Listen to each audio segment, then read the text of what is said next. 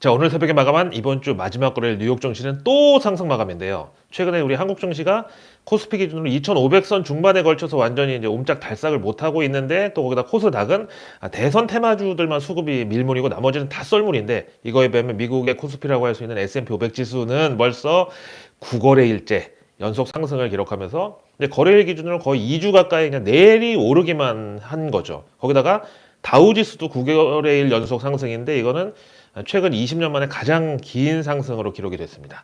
그다음 이제 나스닥 지수는 이게 참 제일 와일드 카드인데, 바로 전날만 해도 각종 경제 지표가 폭망을 했다고. 그래서 트럼프 관세 계엄령도 결국은 해제가 될 것이다. 또 연준은 그걸 보고 이제 안심하고 금리 인하를 할 것이라고. 그래서 이제 올랐는데, 그러다가 어제는 또 다음 주 FOMC를 앞두고 최대 모멘텀이라고 했던 고용 지표가 이번에는 완전 서프라이즈 수준으로 잘 나왔거든요. 근데도 또 올랐어요. 아니, 그럼 전날 잣대를 적용할 경우에 지표가 망해서 연준 금리 인하가 앞당겨진다고 이 논리로 올랐던 걸 도로 반납을 해야 맞는데, 이번에는 왜 경제 지표가 호조인데도, 그것도 서프라이즈 수준인데도 정반대의 이 재료를 또 상승으로 이렇게 갖다 붙였는지, 오늘은 요거부터 좀 알아보겠습니다. 우선 제가 어제 올려드렸던 그 브런치 뉴스에서 이제 연휴 기간에는 더 많은 분들이 아무 때나 이제 편하게 보실 수 있도록 오전에, 그야말로 이제 브런치 시간에 내일 뉴스를 올려드린다고 했었죠. 하여튼 그래서 어제 분명히 미국 고용 지표가 망할수록 뉴욕 증시에는 호재가 될 것이다. 이게 이제 완전히 빗나가 버렸는데, 여기 대해서 이제 우선 사과 말씀드리고요. 그래서 이제 어젯밤에 당연히 저도 실시간으로 지켜봤는데, 안 그래도 이제 이틀 전에 나온 ADP 민간 고용 보고서가 거의 반타작으로 완전 망했던 전력이 있어서, 이번 미국 정부의 공식 고용 보고서도 역시 뭐 그럴 거다, 안 좋을 거다, 이렇게 다들 이제 망한 결과를 내심 바라고 있었거든요. 근데 막상에 딱 고용 지표가 떴는데 보니까 또 서프라이즈가 나와버린 거예요. 지난 3월에 이어서. 그야말로 트럼프 말대로 아메리카 경제 이즈 스트롱, 이게 또 증명이 된 셈이죠. 그래서 이제 지난 3월의 경우는 당시 이제 몇 개종만 관세를 일부 때렸다 보니까 아직 그 트럼프의 본격적인 관세 갑질알이 반영되기 전이다. 그래서 그때 고용 서프라이즈는 대충 넘어갔는데, 이번에는 4월. 그러니까 누가 뭐래도 그 트럼프의 관세가 현실에서 다 충분히 반영이 되고도 남은 그런 시기였는데, 비농업 고용 증가가 17만 7천 건 나와가지고 당초 예상치 13만 건을 그냥 뭐 마치 비웃듯이 고용 호조가 나와버렸고, 그 다음에 실업률도 전달보다 원래 올라갈 것으로 예상했었는데 실제로는 전달하고 똑같은 결과가 나왔어요. 근데 이거 딱 발표 나왔을 때 미국 증시 이제 개장 전이었거든요. 그래서 이제 선물 지수의 반응이 저는 참 이거 보고 진짜 기가 막혔는데, 바로 나스닥 선물이 수직 상승으로 여기 화답을 해버린 거예요. 그래서 여기 차트에 출연한 이 코브라의 정체가 도대체 뭐냐. 바로 전날까지만 해도 경제 지표는 무조건 망해야지 지금 증시 호재로 반응이 나오는데, 그럼 이번에는 경제 지표가 완전 대박으로 나왔으면 뉴욕 증시가 바로 꼬꾸라져야지, 알아 누워야 이게 맞는 반응인데, 이건 또 왜 반대로 나왔냐. 여기 대해서 뭐 전날 실적 호조를 발표한 마이크로소프트하고 아마존, 이런 이제 빅테크들 덕분이냐라고 하기에는 이미 그거 나스닥 선물에 다 반영이 되고 단물 다 빨아먹고도 끝났는데, 왜 갑자기 고용지표 나오자마자 그걸 도로 갖다가 재탕을 하냐. 이거 좀 말이 안 되고. 그 다음 이제 어제 우리 한국 증시 장중에 환율이 급락을 했고요. 또 우리 마감하고 저녁에 갑자기 환율이 추가로 폭락하면서 순식간에 1,300원대로 다시 이제 내려와서 찍먹을 잠깐 해버렸는데, 그럼 이 영향인가? 그래서 이제 환율 하락은 달러 약세를 의미하니까 그 나스닥 지수 구성 종목들인 테크주들이 해외에서 벌어들이는 돈이 이제 환차익으로다가 실적 증가 효과를 낸다. 이것 때문인가? 근데 이것도 말이 안 되는 게, 그동안은 달러 약세가 그 미국채 수요 부진이라고 이게 연결돼가지고 이 두 개를 묶어서 트럼프가 엄청 신경 쓰던 그런 조합인데, 이게 갑자기 호재로 둔갑을 해버린다? 이것도 사실 고용지표 직후에 나스닥 선물 급등하고는 저는 연결이 잘 안 되더라고요. 근데 여기에 대해서 당황한 거는 사실 저뿐만이 아니었습니다. 대표적으로 이제 골드만삭스가 이번 고용지표 호조 딱 보자마자 이거 이렇게 되면 전부 나가린데 이러면서 기존의 연준 금리 인하 전망을 6월로 봤던 걸 갑자기 7월로 밀어버렸고요. 그 다음에 이제 페드와치에도 역시 6월 금리 인하 가능성이, 바로 전날 경제지표 폭망한 거 보고 6월 금리 인하 가능성이 동결에 비해서 6대4로 이제 앞섰던 게 순식간에 거꾸로 뒤집어지면서 금리 동결이 6, 그 다음에 금리 인하가 4로 이렇게 이제 뒤집혔습니다. 그래서 저도 이제 그나마 이 골드만삭스의 당황한 기색을 보면서 참 뭐 간사한 마음이지만 그나마 좀 위안이 됐습니다. 아니, 그 유태인들의 종이장사 도매상 역할을 수세기 동안 해왔던 골드만삭스도 헛발질을 하는데, 이거는 뭐 도저히 예측이 불가능한 그런 일이 월가에서 일어났구나. 이거야말로 불가항력이 아니냐 뭐 이런 식이죠. 고라니. 하여튼 그래서 이제 이렇게 간밤 미국 증시 개장 전부터 한바탕 난리가 한번 난 다음에 이제 골드만삭스를 비롯한 월가 IB들이 그 고용지표 호조를 결국 연준 금리 인하 측면에서는 악재라고 이제 누명을 씌워버리면서 어떻게든지 자기들 시나리오가 맞아 떨어지게 하려고 뉴욕 증시를 다시 이제 기세를 꺾어 놓으려고 애를 썼지만 결국은 끝까지 미국 증시 수급이 탄력을 유지하면서 뉴욕 증시 이제 해피 엔딩으로 그러니까 3대 지수 모두 1% 중반대 상승률 찍으면서 4말 5초 주간 증시를 이렇게 화려하게 장식했습니다. 자, 그래서 일단 뭐 우리 입장에서 중요한 거는 뭐 서학개미 분들 그래서 이제 미국 주식에 직접 투자하는 분들 입장에서는 간밤 나스닥이 이틀 연속으로 급등했는데 그만큼 환율이 이틀 만에 나스닥 오른 것보다 더 빠져가지고 결국은 환차 손이 그 나스닥 수익률을 뺏어가 버렸다. 요거하고 또 이제 국내 증시 투자하시는 분들의 경우는 이제 또 걱정이 되는 게 이렇게 이제 급격스런 환율 하락에다가 연휴 내내 뉴욕 증시가 계속 좋았다가 하필 우리가 다시 개장하는 그 다음 주 수요일 바로 이제 그 전날 환율이 다시 반등하면서 뉴욕 증시까지 또 꺾여버린다. 그럼 우리는 연휴 동안 미국 오른 거는 그냥 다 날리는 거고 결국 그 수요일 새벽에 미국 증시 하락한 거 그것만 또 귀신같이 갖다가 반영을 하면서 개장할 거니까 이게 이제 제일 좀 서운한 시나리오인데요. 그럼 먼저 갑자기 왜 환율이 이렇게 떨어져 버렸냐? 이거는 어제 오후에 순간 1,400원이 하향 돌파가 되면서 1,390원 초반대까지 이제 밀려가지고 이제 뚝 떨어졌으니까 이제 찍먹이라고 저는 표현한 건데 사실 그러다가 뉴욕 한시에서는 조금 반등이 나오긴 했습니다만 그럼에도 다시 1,400원대로 복귀는 못했습니다. 그래서 이제 지난해 비상계엄 전만 해도 환율이 딱 이제 지금 수준처럼 1,300원 후반대에서 뭐 1,400원대로 잠시 뚫고 올라간 적도 있긴 하지만 그래도 결국은 얼마 못 버티고 약간 1,360원에서 90원 그 사이에서 이제 박스권으로 움직이다가 갑자기 이제 그 비상계엄 터지고 그날 바로 1,400원 위로 올라타 버렸죠. 그래서 당시 한국은행 이창용 총재도 그동안 우리가 수출 호조 덕분에 환율이 저공비행으로 버텨왔는데 앞으로는 다시 이제 1,400원대 환율을 우리가 좀 받아들이고 빨리 여기 익숙해지는 게 좋다. 이제 이렇게 얘기했었는데 갑자기 지금 우리 대한민국 경제에 뭐 크게 달라진 것도 없고 그렇다고 뭐 좋은 일도 없고 원화 가치가 이렇게 강세를 나타낼 만한 그런 이유가 없는데 왜 갑자기 여기서 환율의 급락이 나와버렸냐. 사실 최근에 12조 추경 편성에다가 또 민주당이 야당 단독으로 지역화폐 1조 추경도 국회에서 이제 통과를 시켰죠. 거기다 이제 한국은행 이창용 총재는 한국 경제 장기 저성장 그 국면에 빠지기 전에 우리도 이제 미국 스타일로 양적 완화를 검토해야 된다고 그런 말까지 했잖아요. 그럼 원화가 그야말로 이제 주식시장으로 치면 증자를 해서 추가 상장을 할 건데 그럼 당연히 수급 차원에서 원화 가치가 떨어지고 환율이 올라가야 맞잖아요. 근데 왜 그 반대로 환율 급락이 그것도 이렇게 급격하게 발생을 했냐. 그럼 이제 원화 가치 절상의 요인이 뭔지를 또 봐야 되겠죠. 먼저 어제 발표된 4월 수출의 경우는 그 트럼프 관세 갑질알이 기승을 부렸던 4월 수치였는데도 불구하고 절대 수치스럽지 않게 역대 최고 수출 실적을 또 찍었고요. 여기 효자 노릇을 한 3남매가 바로 반도체, 조선, 바이오. 그럼 얘네들 전부 트럼프 관세 타겟인데 어떻게 이렇게 역대 최대 수출 실적에 기여를 했냐. 바로 대미 수출은 조금 감소했지만 반면에 유로존, 중국, 그리고 동아시아 지역 수출이 그걸 상쇄해 줬다고 나왔어요. 그래서 이제 이로써 트럼프 취임 이후 각종 우려와 악재에도 불구하고 한국의 수출은 2, 3, 4월 이렇게 3개월 연속의 급등세를 이어나갔습니다.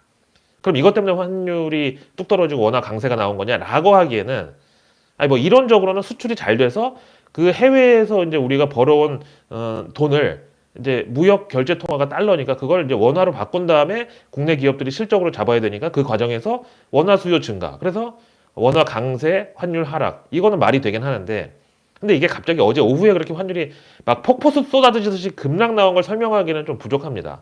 자, 그럼 이제 경제 외의 이슈로 그럼 넘어가서 역시 이제 뭐 그럼 정치인데 어제 우리 증시에서 뚜렷했던 현상이 바로 이재명 테마주는 급락, 한덕수 테마주는 급등 이렇게 이제 엇갈린 건데 그래서 뭐 요거는 생색 정보통이 아니라 제가 예언했던 대로 한덕수 대통령 권한대행은 결국은 대선 출마 선언을 했고 이제 그 대통령 권한대행으로 대행의 대행인 이주호 교육부 총리가 올라왔어요. 그래서 이제 제가 지난번에 결국 한덕수, 최상목 전부 다 날아가고 결국 그 차례가 이주호 교육부 총리까지 올 거다. 근데 그 이주호가 MB 정부 때부터 줄기차게 이제 추진하던 게 바로 에듀테크. 그래서 증시에서는 그쪽 온라인 교육 이쪽 테마가 수혜가 될 거라고 이제 말씀을 드렸는데 기억하시죠? 우리 구독자님들 중에 몇 분은 어제 댓글로 의견도 남겨주시고 결국은 그렇게 됐다, 대단하다, 뭐 그렇게 하셨는데, 그래서 바로 어제 우리 증시에서 온라인 교육 이쪽, 특히 이제 뭐 아이스크림 에듀 이거는 한덕수 테마주라 급등한 거고, 나머지는 이주호 테마라고 해서 이제 업종 전반이 동반 강세가 나왔습니다.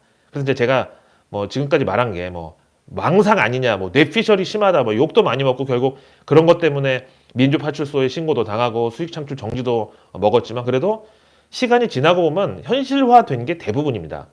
그래서 저는 이제 삼성전자의 그 사업부 분할 후 나스닥 상장, 요것도 결국은 제 예측이 현실화될 걸로 봅니다. 비록 뭐 시간은 걸릴지 몰라도, 이게 제가 처음 말씀드린 게 벌써 이제 2년 됐는데 언젠가는 분명히 현실에서 일어날 것으로 저는 믿고 있습니다. 하여튼 반면에 그 이재명 민주당 후보는 선거법 위반 사건이 대법에서 유죄 취지로 파기환송돼가지고 바로 고법으로 이제 돌아가는데, 근데 이게 벌써 몇 년을 끌어온 그런 재판인데, 이번에는 고법이 이거 대법에서 합달을 받자마자 바로 집행관 송달로 이재명 대표를 이제 패스트 트랙에다가 이제 태워버렸고요. 그래서 결국 첫 공판이 5월 15일, 하필 그 스승의 날로 잡혔습니다. 그래서 우리가 이제 대선이 6월 3일인데, 사실 뭐 아무리 패스트 트랙이라고 해봤자 1차 공판, 2차 공판, 그리고 고법의 선고까지 그 6월 3일 전에 다 나오기는 그래도 물리적으로 좀 한계가 있다, 이런 지적이 있는데, 자, 그럼에도 불구하고 지금 대선판에 이번 선거법 관련 이재명 후보 그 유죄 취지 파기환송은 분명히 작지 않은 이슈로 지금 떠오르고 있습니다. 단적으로 뭐 그렇다고 지금 현재 대선 후보 중에서 당선 확률 가장 높은 이재명을 그 전에 법원이 뭐 잡아들인다, 이런 시나리오는 뭐 불가능하겠지만, 그럼에도 이제 민주당 입장에서는 그동안 이제 중도층 표심 잡기 차원에서 막 경제나 기업들 편들어주고 이런 것들을 더 이상 밀어붙이기에는 좀 힘들어질 수가 있죠. 왜? 지금은 그 어느 때보다 이제 강성 지지층들의 결집을 통해서 재판부를 압박하는 게 지금 필요한 그런 국면으로 와버렸으니까요. 그래서 뭐 혹시라도 이재명 후보가 6월 3일에 당선이 되고 그 당선인 신분에서 정권 인수위 기간에 고법에서 결국 벌금 100만 원 이상의 판결이 난다, 혹은 뭐 법정 구속 결정이라도 내려진다, 이러면 사실 대통령 취임 전부터 정당성이 훼손될 수 있는데요. 근데 이게 또 이번 대선은 그야말로 이제 보궐선거라서 기존 다른 대선 때처럼 뭐 정권 인수위가 몇 달 이렇게 꾸려지고 이어지는 게 아니라, 대선 결과 나오면 바로 다음 날 곧바로 당선자가 이제 대통령으로 취임을 하게 됩니다. 그럼 이제 요것도 이제 시나리오는 조금 약하긴 하지만, 그럼에도 불구하고 민주당의 이제 선거 운동의 어떤 스탠스는 확실하게 이제 달라질 수밖에 없는 거죠. 자, 그럼 이제 다시 원래 명제로 돌아가서 어제 환율이 왜 급락했냐? 이것도 이재명 대통령 당선 가능성이 타격을 받았기 때문에 다시 그 강성 지지층들의 뜻대로 반기업 정서가 강화된다, 그래서 갑자기 원화 가치 급등을 했다, 이것도 일단 합리적인 의심으로 볼 건 아니죠. 그럼 이제 비제도권으로 또 들어가서 우리가 이제 좋아하는 그 음모론을 왁싱해라, 뭐 이런 차원으로 이제 찌라시를 보면은, 이거는 이제 아직까지는 국내 한으로만, 국내에서만 돌고 있는 건데, 그 2주 전에 최상목, 김태호 두 사람이 워싱턴에 가서 이제 2대2로 관세 단판 짓고 이제 왔는데, 일단 그 협상 타결에 대해서는 차기 정권이 들어서고 7월에나 이제 확정을 하고 도장을 찍겠다, 이렇게 말하고 왔죠. 근데 여기에 대해서 이제 트럼프가 지금 또 야심차게 준비하고 있는 게 바로 말하라고 어코드, 우리말로 이제 말하라고 선언인데, 이게 이제 워싱턴에서는 제2의 플라자 합의를 노린다. 그래서 그 80년대 미국하고 일본이 당시 플라자 합의라는 걸 통해서 엔화 가치의 평가 절상, 그러니까 엔달러 환율 급락을 이제 용인했는데, 이걸 이번에는 일본의 경우는 이제 두 번은 안 속을 테니까, 그럼 이제 중국, 한국, 대만으로다가 트럼프가 이제 잡아돌리는 거 아니냐. 그래서 이제 플라자를 말하라고로 바꿔서 말하라고 합의로 미국의 이제 그 무역 적자가 큰 3개국, 다시 말하면 미국하고 무역으로 벌어가는 게 미국으로부터 수입해가는 것보다 훨씬 큰, 그게 이제 결국 한국, 중국, 대만인데, 여기를 상대로 그 플라자 합의 때랑 똑같이 자국 통화 가치 절상을 용인하라고 이제 이렇게 강요하는 거냐, 뭐 이런 카더라가 있어요. 근데 이거는 이제 이미 지난주 내일 뉴스에서 한번 다뤄드렸죠. 근데 지금 이제 찌라시에 따르면, 지난번에 미국 갔던 그 최상목 경제부총리하고 김태호 통상교섭본부장이 현지에서 이런 미국 측의 카드를 딱 받아들고 손 더더더 떠면서 너무 당황한 나머지, 이거는 잘못 도장 찍었다가는 아예 대한민국 역사에 그냥 역적으로다가 진짜 21세기 이완용급으로다가 두고두고 박제당할 그런 사안이다. 그래서 우리는 이거 도장 못 찍는다, 이렇게 일단 도망을 친 거다. 그래서 우리 지금 대통령도 어차피 공석이니까 그럼 차기 정권하고 논의를 하든지 말든지 해라, 이런 식으로 이제 급하게 마무리를 했다. 그리고 나서 이제 최상목 경제부총리가 뭐 그저께 민주당 탄핵안 뭐 나오자마자 사실 뭐 눈치도 안 보고 그냥 자진 사퇴 의사 밝혀버렸는데 결국 이게 그 트럼프의 말하라고 어코드가 더 겁나가지고 바로 이제 한덕수 대통령 권한 대행한테 이제 이걸 떠넘겼고 그 한덕수는 바로 대선 출마 선언으로 이제 치고 나왔다. 그래서 이제 트럼프는 아무래도 이제 한국의 차기 대통령으로 이재명보다는 한덕수가 이런 말하라고 어코드를 밀어붙이게 더 무난한 그런 대상이니까 지금 그렇게 몰고 가는 거 아니냐. 이제 여기까지가 이제 그 찌라시 내용이고 그래서 이제 이게 어제 여의도에 급격하게 번지면서 뭐 아직은 아무것도 공개된 게 없으니까 이제 선반영이라고 할 수는 없고요. 환율이 그냥 마침 한덕수 대선 출마일에 맞춰서 원달러 숏으로 한번 하방으로 때려본 거 아니냐 지금 이런 해석이 있습니다. 저는 근데 이제 트럼프가 이번 관세 계엄령은 곧 자진 철회를 하긴 할 것 같은데 그럼 이제 바로 또 환율을 손보겠다고 이제 팔을 걷어붙일 것 같다는 생각은 뭐 이전부터 하고는 있었고 뭐 여러 우리 구독자님들하고도 이제 계속 공유를 했었는데 그래서 이제 그 재무부 환율 보고서에 맨날 뭐 환율 조작국이네 뭐 관찰 대상국이네 이런 거 가지고 이제 좋게 말하면 구두 개입이고 나쁘게 얘기하면 이제 미국 재무부가 월가에다가 이제 지령문을 내리는 거죠. 그래서 미국의 무역 상대국 중에서 제일 이득 많이 보는 애들 위주로 월가에서 환율 좀 떨어뜨리라고 뭐 그렇게 이제 재무부의 환율 보고서가 지령문으로 활용된 그런 사례는 당연히 있었죠. 하여튼 근데 그 80년대 플라자 합의 당시에 그 정말 머릿속에 계산기가 박혀 있는 그 일본 애들이 왜 얼척없이 그런 말도 안 되는 플라자 합의에 응하면서 자진해서 잃어버린 20년을 받아들이게 됐냐. 사실 그때는 일본 입장에서는 좀 너무 안일했던 게 뭐 어차피 당시에는 한국, 중국, 베트남 이런 데 막 기술력이 너무 미천해가지고 미국에 뭐 소비재를 수출하는 거는 상상을 못할 때고요. 당시 우리 최대 수출품이 타올, 그 수건하고 가발 뭐 이제 이런 거였어요. 그야말로 이제 노동 집약적인 산업이죠. 인건비가 막 쌀 때. 하여튼 그래서 저 어릴 때만 해도 뭐 가전제품은요 접촉 불량에 고장에 이런 게 하도 많아가지고 하여간 대국민 상식 차원으로 맨날 얘기하는 게 야 국산은 뭐든지 안 되면 때리면 된다 그래가지고 어느 날 집에서 텔레비 보고 있는데 화면이 막 흔들려. 그냥 아빠가 가서 에이 이거 또 이러네. 그래서 손바닥으로 꽝 때리면은 갑자기 화면 잘 나오고 그런 시절이었어요. 그리고 당시 삼성전자만 해도 이건희 회장이 이제 결정적으로 그때 열받았던 게 그 고객 불만사항 그 접수된 걸 보다가 그 삼성전자에서 만든 세탁기가 뚜껑이 이게 아구가 안 맞아서 뚜껑이 안 닫히는 거야. 아 정말 지금으로서는 상상도 못할 일인데 근데 그걸 그냥 계속 이제 판매를 하다가 고객들이 불만 접수한 걸 이제 이건희 회장이 본 거야. 그래서 이제 결국은 그 가전제품 화형식까지 이제 갔었죠. 하여튼 그래서 당시에는 미국이 수입하는 소비재 대부분이 일본산이었고요. 그래서 그 1985년 플라자 합의 바로 직전 해였던 1984년 미국의 대외 무역 적자의 30%가 일본으로부터 온 거였어요.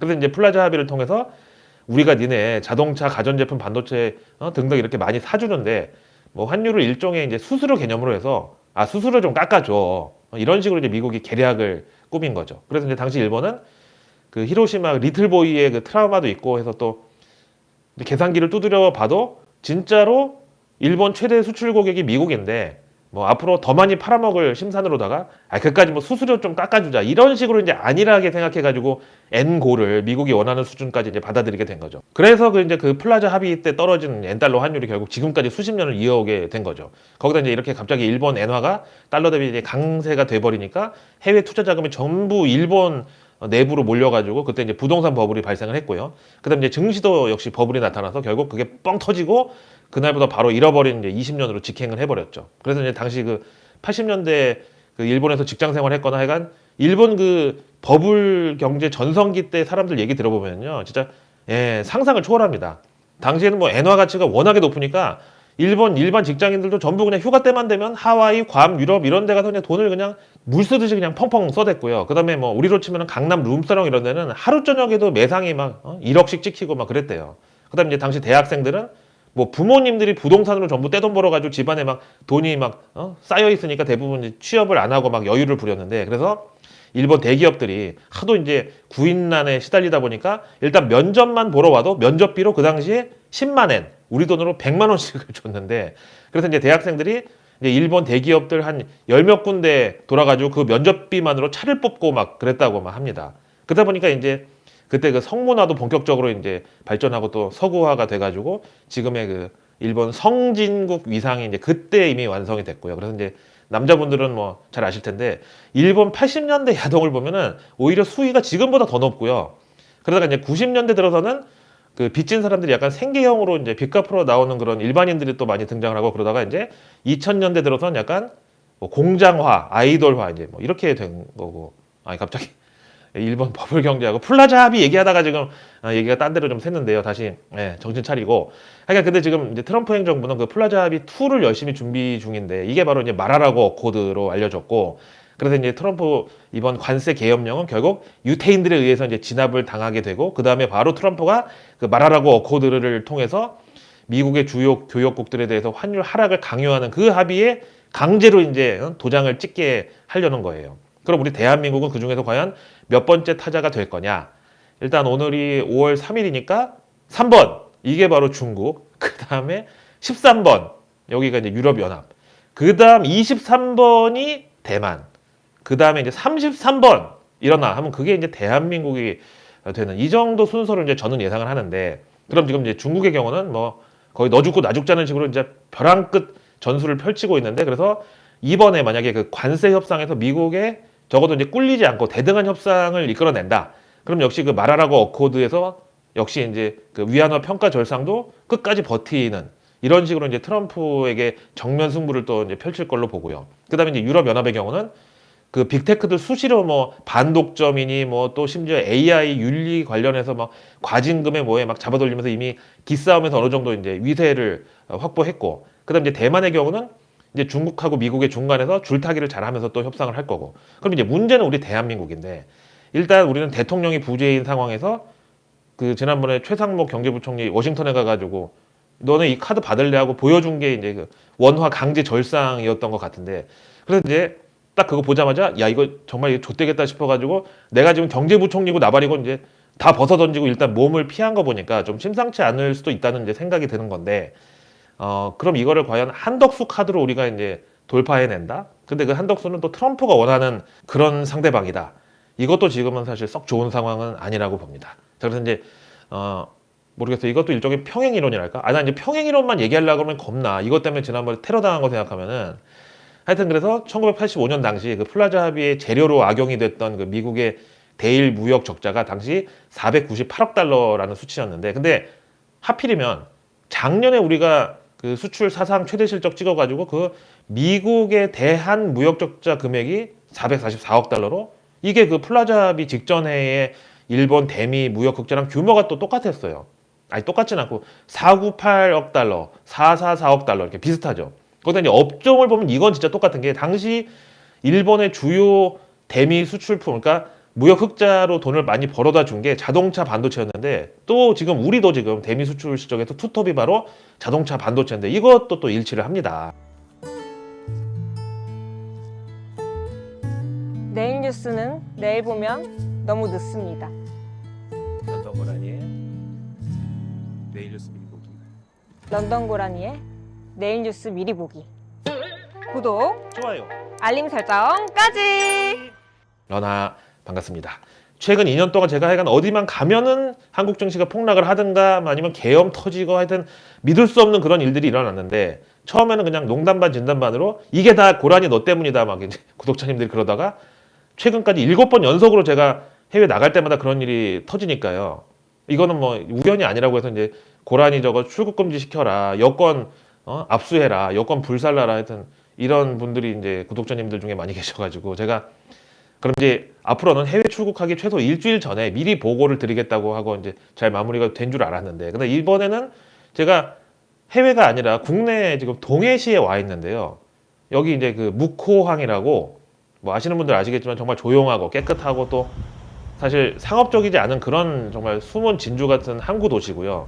그렇다고 또 뭐 없을 건 없어요. 그 호텔도 식당도 KTX 역도 이제 다 가까이 있고요. 또 여기 지금 제가 있는 묵호항 어달리의 경우는 밤에 내려다보는 경치가 진짜 끝내줍니다. 뭐 거의 나폴리 뭐 저리 가라예요. 하여튼 근데 원래 그 에어비앤비 제가 예약할 때만 해도 이 기간 중에 낮 기온이 24도 5도 정도 그럼 이제 바다에 들어갈 수 있거든요. 그래서 뭐 스노클 장비에다가 막 바리바리 싸들고 왔는데 바로 여기 오기 직전에 일기예보가 휙 바뀌더니만 여기 오자마자 갑자기 기온이 급락해가지고 지금 낮 기온이 14도예요. 거의 한겨울 낮 기온 비슷한 거 아닌가요? 거기다 오늘은 또 비까지 하루 종일 내린다고 하니까 천상 저는 방구석을 떠나면 안 되는 운명인지 하여간 이제는 해외든 국내든 하여튼 더 이상 갈 데가 없어 이제 나는. 자, 하여튼 이렇게 이제 집 떠나서 찬밥 신세인 사람이 근데 저뿐만이 아니고요. 왜 지난 내일 뉴스에서 이제 그 트럼프 장남 트럼프 주니어가 이번 주 한국에 방문한다고 전해드렸었잖아요. 근데 일단 형식은 지난번에는 그 트럼프 주니어가 정용진 회장을 미국에 초청한 데 대한 어떤 일종의 보답 차원에서 이번에는 정용진 회장이 그 트럼프 주니어를 초청한 거니까 여기 이제 답방을 한 건데 근데 이 트럼프 주니어가 뭐가 찬밥 신세냐 뭐가 너 같은 미천한 놈하고 비슷한 신세냐 이게 이제 뭐 공항에서부터 의전은 뭐 거의 사우디 왕자급으로 이제 화려했는데 근데 결정적으로 중요한 거는 이번에 국내 대기업 총수들하고 한 명씩 릴레이 미팅이 예정돼 있었거든요. 근데 지금 파악된 바에 따르면은 이 자리에 국내 4대 그룹 총수인 삼성 이재용, SK 최태원, LG 구광모, 현대차 정의선 이 사람들이 단 한 명도 나타나지를 않았습니다. 그래서 이제 찬밥 신세가 됐다는 건데 그럼 도대체 이유가 뭐냐? 그냥 개인 사정이라고 보기에는 어떻게 이렇게 네 명이 하나같이 미리 짠 듯이 한 명도 노쇼를 해버렸다는 게 이게 좀 심상치 않은데 그래서 이제 차기 대통령이 이재명이 될 거라서 트럼프 아들 만나는 게 눈치 보여서 미리부터 몸살이는 거다라고 보기에는 이미 이재용은 4월 초에 그 중국 발전 포럼 참석한다고 베이징 가서 시진핑하고 면담했죠. 그다음에 이제 최태원의 경우는 사위가 그 케빈 황이라고 중국계 미국인 IT 사업가죠. 그다음에 LG 구광모는 현재 그 인도에다가 LG전자 IPO 하려고 상장 준비 중이죠. 그다음에 현대차 정의선은 뭐 여기는 그래도 핑계가 통하는 게 이미 그 아버지 트럼프랑 공동 기자회견도 했고 미국에 이미 돈질 확실하게 약속했으니까 이번에 굳이 그 아들까지 안 만나도 된다고 여기는 이해가 되는데 근데 사실 그 뒤로 트럼프가 자동차 관세도 사실 뭐 지금은 면제를 해줬지만 타이밍 차원에서 현대차가 너무 일찍 패를 깠다가 약간 뒤통수 맞은 것처럼 그런 모양새가 된 게 좀 짜증이 났을 것 같아요. 당시에 이미 그렇게 자동차 관세로 현대차를 정조준하고 있었던 상황에서 그 미국 투자 30조 원 이거 어차피 아니 언제 받아도 이제 받을 건데 조금 있다가 달라고 그렇게 좀 알아서 좀 밀어줬으면 좋았잖아요. 그래서 이제 관세 부과 후에 현대차가 30조 투자 약속하고 그 다음에 관세를 면제해줬다. 그러면 그 정의선 회장 입장에서는 바로 내가 그 관세 면제 협상에서 성과를 낸 거다. 이렇게 이제 나름 생색도 더 크게 낼 수 있었을 텐데. 고라니. 자 이제 그 와중에 트럼프는 현대차에 이어서 이제 삼성전자도 미국에 massive investment, 우리말로 대규모 투자를 하고 공장 지을 예정이라고 이렇게 발언을 해가지고 이게 또 지금 화제가 되고 있는데 근데 정작 여기 대해서 삼성전자는 그 테일러시의 파운드리 공장 그것도 사실 개점 휴업 상태나 마찬가지인 상황에서 미국에 추가로 투자할 계획이 없는데 도대체 트럼프가 왜 저런 소리를 했냐 지금 이런 입장인데요. 그럼 이건 도대체 뭐 하는 플레이냐?